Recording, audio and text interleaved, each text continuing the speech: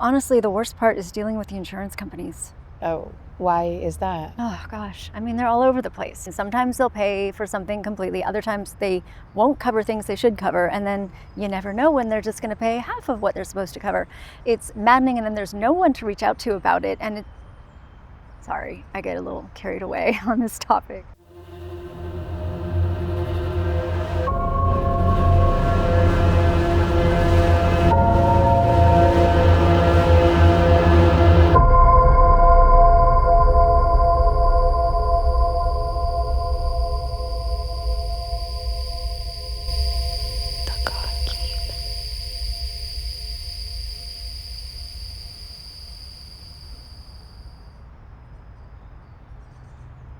Be delicate with your brother.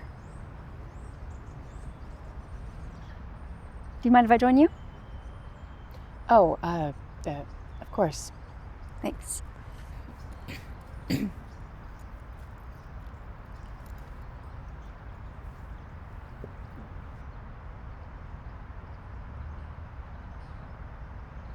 Kids are having a blast. Yeah, they always seem so carefree. Kids are good at that. If only we could hold on to some of that as adults. If only. Oh, sorry, my name's Layla. Rose. Nice to meet you, Rose. Likewise. How old are your kids? The little one is 9 and the taller one's 11. Fun ages. Rowdy ages. I can only imagine. Do you come out here often? Yeah, the kids love the swing, so we try to get out here as much as we can. Not as much as I'd like with work and everything, but we do what we can. That's nice. That looks serious. Oh, this? No, it's nothing. It's just paperwork. Ah, the worst kind of work. You're not kidding. So what do you do for work, Rose? I work for the school system. Oh, cool. Are you a teacher? Cafeteria. Oh. I'm the head chef, I guess you could say. When I was a kid, my favorite thing to do was get a giant cookie and ask them to put it in the microwave for 10 seconds. That's a great idea. Yeah, warm, gooey chocolate chip cookie. I mean, what can be better than that? Maybe a cold glass of milk to go with it. Oh, lactose intolerant. A cold glass of almond milk. Yes, a tall glass of almond milk and a warm, gooey chocolate chip cookie. Oh. So what do you do to feed the hungry masses? Oh, it's just some meal plans. Okay. So what do you do for work? I'm a doctor, family medicine. Oh, that's great. Yeah, it has its ups and downs, but I enjoy it. What's the worst part? A pessimist, huh? No, I mean, I can imagine what the great parts are, but I don't know much about medicine. Honestly, the worst part is dealing with the insurance companies. Oh, why is that? Oh gosh, I mean, they're all over the place. Sometimes they'll pay for something completely, other times they won't cover things they should cover, and then you never know when they're just gonna pay half of what they're supposed to cover. It's maddening, and then there's no one to reach out to about it, and sorry, I get a little carried away on this topic. Oh, no, it's fine. I'm kind of dealing with that now. So those aren't meal plans. I'm afraid not. Insurance papers? I was diagnosed with lupus a few months ago. Oh, I'm so sorry. Sorry to hear that. How are you holding up? I'm actually doing pretty good. I've been able to get treatment, but honestly, treatment is really expensive.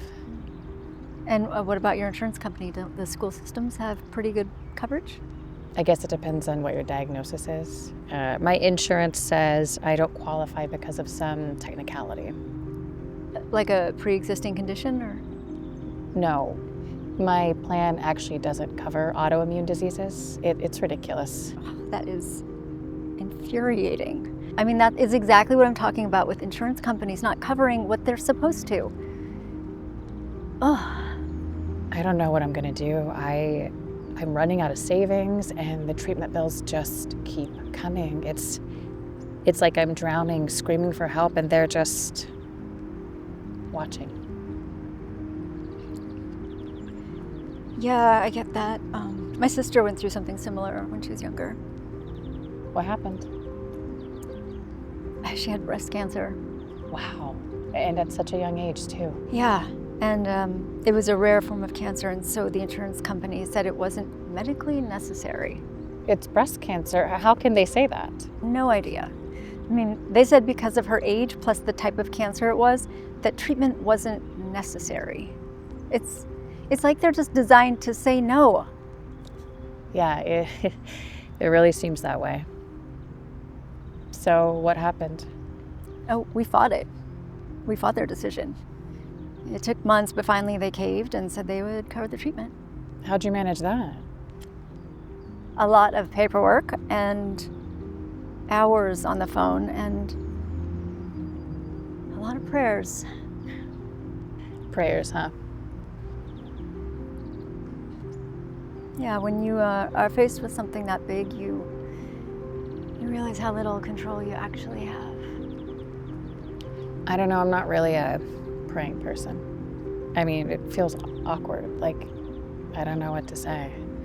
Well, that's the thing about God. You don't have to have perfect prayers, they just have to be honest. I've been so angry at the system, at myself, even at God, I guess. Well, that's normal to be angry. God understands. He can handle your anger. If he's there, why is this happening? Why can't he just give me what I need? I don't have all the answers, but what I learned is sometimes God doesn't take away the storm. Sometimes God brings the storm so that you have the strength to get through it. Have you ever heard the story about Jesus stilling the waves? I don't think so. Jesus and his disciples were crossing the Sea of Galilee, and a storm arose, and waves were crashing on the side of the boat, water across the deck. I mean, the disciples were terrified. And they went to get Jesus, and they woke him up and they said, "Teacher, don't you care if we drown?" And Jesus got up and he rebuked the wind, and he said to the sea, "Peace, be still." And immediately the wind stopped and the sea was calm. That's a very interesting story, but I don't see how that helps me know. Well, God is in charge of all things, and even the storms that feel like they're going to capsize our boat and drown us, he can silence those with a word. So how do I get him to silence this storm? It feels like my boat is sinking. Look to him. He'll give you the strength to get through the storm.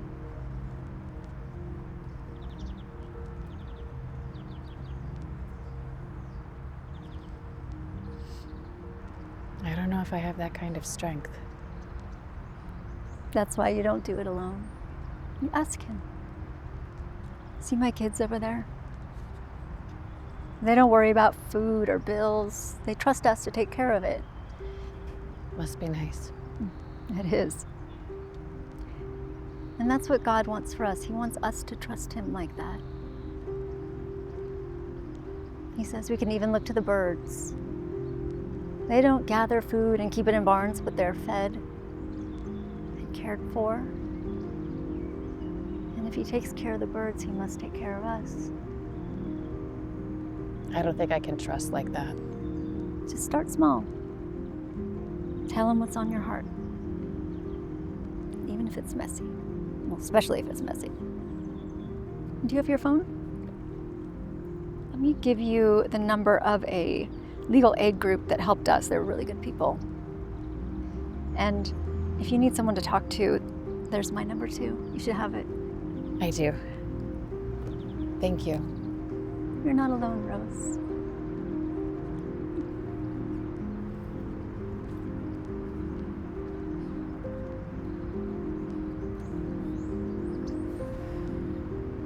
God, I don't even know if you're listening, but I need help.